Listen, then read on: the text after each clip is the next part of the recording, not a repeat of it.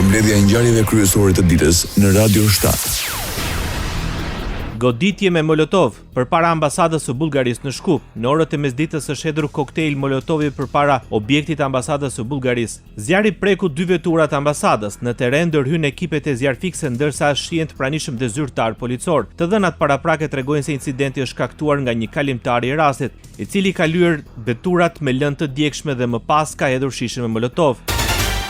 Zëvendës kryeministri i parë dhe ministri për çështjet europiane në Maqedoninë e Veriut, Bekim Sali, në hapjen e Skopje Security Forum 2026 vlerësoi se siguria dhe stabiliteti i rajonit nuk mund të konsiderohen të mirëqëna, por kërkojnë investim të vazhdueshëm në institucione demokratike, sundim të ligjit, zhvillim ekonomik dhe bashkëpunim rajonal. Ai nënvizoi se integrimi evropian mbetet orientimi strategjik i Republikës Maqedonisë së Veriut dhe një nga garancitë më të forta për stabilitet afatgjatë, siguri dhe begati. Presidentja e Maqedonisë së Veriut, Gordana Siljanovska Davkova, kërkon një qasje më të fortë dhe më të argumentuar në procesin e integrimit evropian të bazuar në interesat kombëtare dhe vlerat europiane. Sipas saj, qytetarët duhet të inkurajohen se vlerat europiane janë dhe vlera maqedonase dhe mund të zbatohen në vend. Presidentja Gordana Siljanovska Davkova kërkon ndryshim të metodologjisë së negociatave të Bashkimit Evropian, duke theksuar se procesi i zgjerimit nuk mund të funksionojë mbi parimin hesht dhe dëgjoj. Ajo kritikon qasjen e Bashkimit Evropian si të pabarabartë mes vendeve dhe kandidate dhe thot se vendet kandidate duhet të kenë të drejtë të shprehin qëndrimet e tyre në negociata. Sipas saj dhe vetë Bashkimi Evropian ka nevojë për reforma të thella në mënyrën se si zhvillon procesin e zgjerimit. Rajoni. Zëvendës kryeministre dhe ministre e Ndërtyrë Drejtësisë e Kosovës Donika Gërvalla shman komentet mbi koalicionet e mundshme pas zgjedhore. Ajo deklaron se lëvizja vetëvendosje dhe partnerët e saj do të presin certifikimin e rezultateve përfundimtare të zgjedhjeve përpara se të diskutojnë për bashkëpunime politike dhe mundësitë për zgjedhjen e presidentit ose presidentes së vendit. Nuk I kemi ende rezultatet përfundimtare të certifikuara. Kur t'i kemi rezultatet e certifikuara, do të shohim se cilat janë mundësitë që na ofrohen. Ajo shpreh optimiste se vendi nuk do të përballet sërish me bllokade institucionale, duke shtuar se mandati I marrë nga qytetarët duhet të respektohet. Unë shumë shpresoj dhe jam shumë optimiste që nuk do të ballafaqohemi edhe një herë me bllokada të pakuptimta, edhe me bllokim të institucioneve të shtetit, por siç e keni parë edhe para zgjedhjeve të fundit, nuk ka qenë në dorën tonë sepse ofertat kanë qenë më shumë se gjeneroze, mirë po janë refuzuar. Shpresoj që mandati I fuqishëm që e jep vota e qytetarit këtë herë do të respektohet deri në. Vazhdon procesi numërimit të votave të zgjedhjeve të parakohshme të mbajtura më 7 qershor në Kosovë. Në qendrën e numërimit dhe rezultateve, edhe këtë të hënë, po vazhdon numërimi I votave me post, ku nga 223 paku janë numëruar 80 prej tyre ose 35.87%. Sipas përditësimit të fundit në platformën e Komisionit Qendror të Zgjedhjeve, vetvendosje prin me 69.67% të votave të diasporës, duke pasuar nga LDK në vend të dytë, e cila ka marrë 15.17%. Ndër liderët e partive politike me më shumë vota prin Albin Kurti me 19.767 vota. Pas Kurtit rënditet Vjosa Osmani me 3.425 vota. Në vendin e tretë rënditet Bedri Hamza me 2.027 vota dhe Ardian Gjini me 1.449 vota. Ish ministri Gjerman për Europën, Michael Roth, ka pranuar se ka gabuar në qasjen e tij ndaj procesit të integrimit të Kosovës. Sipas tij, për vite me radhë kishte besuar se përparimi në dialogun me Serbinë ishte kushti kryesor për afrimin e Kosovës me Bashkimin Evropian. Roth tha se me kalimin e kohës e ka kuptuar që kjo qasje nuk ishte e drejtë pasi dialogu nuk ishte I balancuar mes dy palëve. Sipas tij, përparimi në dialog ishte shumë I rëndësishëm për Kosovën sesa për Serbinë, gjë që I krijoi Beogradit mundësinë ta përdorte procesin si mjet bllokimi ndaj Prishtinës. Roth kritikoi gjithashtu qasjen e Bashkimit Evropian ndaj liderëve autoritar në rajon, duke thënë se Europa nuk u ka dërguar gjithmonë mesazhe të qarta për orientimin e tyre gjeopolitik. Radio 7, zëri pozitiv I qytetit. Dita e 15 e protestës shënoi me bllokimin e aksit rrugor Tiranë-Durrës, pasi protestuan për rreth 2 orë para kryeministrisë u vijua me marshim në drejtim të aeroportit ndërkombëtar në Tereza. Përpasoj dalja nga qyteti I Tiranës u bllokua për orë të tëra, ndërsa I vetmi aks për të lëvizur ishte rruga Dyçore dhe në aksin hyrës për në kryeqytet u krijua trafik kilometrik.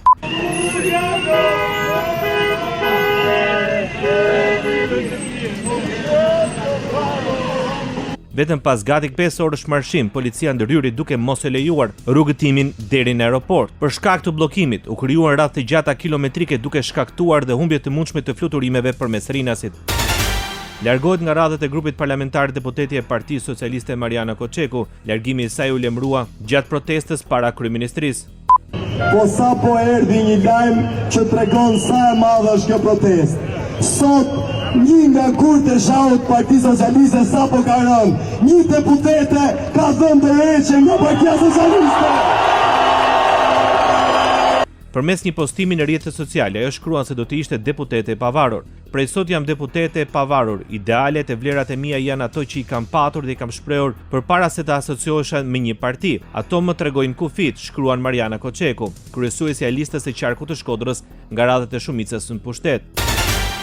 Pas bllokimit të aksit kombëtar Tiranë-Durrës reagoi kryeministri Edi Rama. Përmes rrjeteve sociale, shefi i qeverisë shkruan se kjo protestë nuk ka më asnjë lidhje me Sazanin dhe me Zvërnecin, sepse i gjithë dokumentacioni i procesit dhe i gjithë qasja e dokumentuar e qeverisë tregojnë qartë se qeveria është në lartësinë e interesit publik dhe të standardeve dhe praktikave më të mira ndërkombëtare. Për shefin e qeverisë kjo protestë po godet imazhin e vendit dhe sezonin turistik, duke ushqyer perceptimin negativ dhe të pavërtetë të një vendi jo miqësor ndaj mjedisit, jo mikpritës për investimet e huaja dhe të pasigurt për turistët. Kryetari i Partisë Demokratike Sali Berisha parlemëroi se kryeministri Edi Rama po përgatit largimin e ish-zëvendës kryeministres Belinda Balloku nga Shqipëria. E Fillmorve po i përgatit lubis aratisje, po i përgatit absolutisht lubis largimin në një shtet tjetër. Këtë e kam nga burime të mirë informuara. Pas daljes nga SPA ku paraqit për masën e sigurisë të vendosur ndaj tij, Berisha vjoi me akuzat ndaj shefit qeverisë, ndërsa nuk munguan dhe dyshimet ndaj kryeprokurorëve të SPA. Kushtetuta e detyron të hetoj krimin zgjedhor dhe unë kam sot detyrimin të informoj se nga 43 dosjet shqyrtuara kanë penalizuar vetëm një.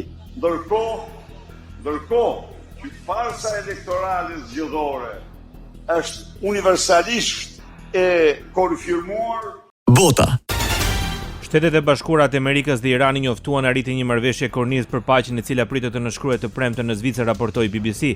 Presidenti amerikan Donald Trump deklaroi se pas nënshkrimit të marrëveshjes, nafta do të transportohet sërish, ndërsa çmimet e naftës kanë shënuar rënje pas njoftimit për marrëveshje. Zëvendës ministri i jashtëm i Iranit, Qasem Garibabadi, konfirmoi në televizionin shtetror se është finalizuar një memorandum mirëkuptimi mes dy vendeve.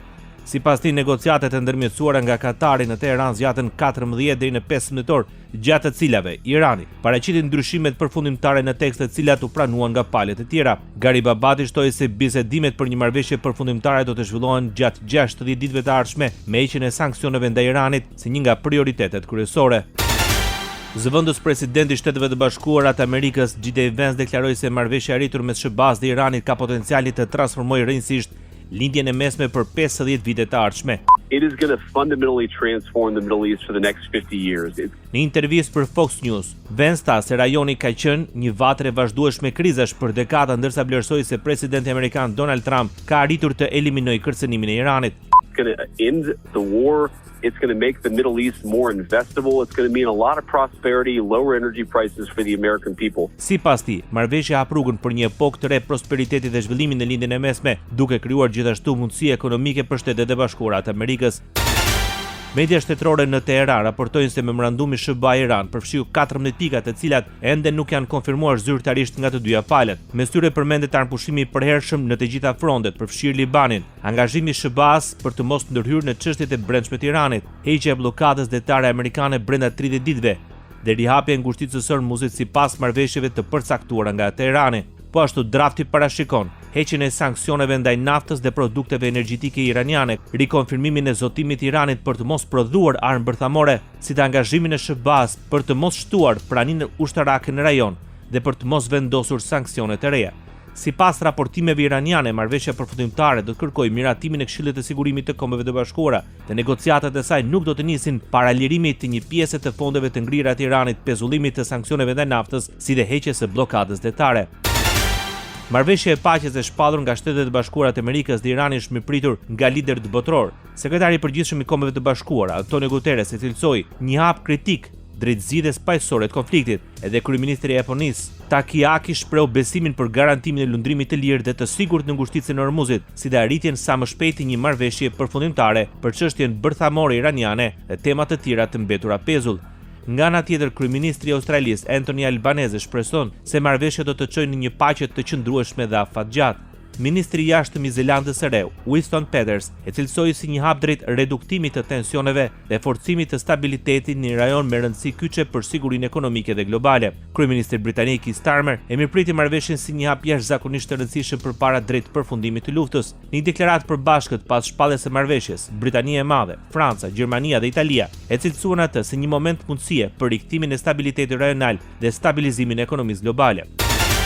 Presidenti i Turqisë Recep Tayyip Erdogan përshëndeti marrëveshjen e rritur mes SBA-s dhe Iranit, duke përshkruar atë si një hap të rëndësishëm drejt sigurimit të paqes dhe stabilitetit në rajon. Në një deklaratë postuar në platformën e mediave sociale amerikane X, Erdogan tha se shikon pozitivisht marrëveshjen dhe shpreu shpresën se kjo do të ndihmojë në krijimin e një midisi të qëndrueshëm paqeje dhe sigurie.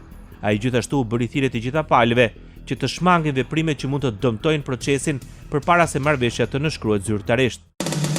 Ndoqët edicionin informativ të lajmeve në Radio 7, zëri pozitiv i qytetit.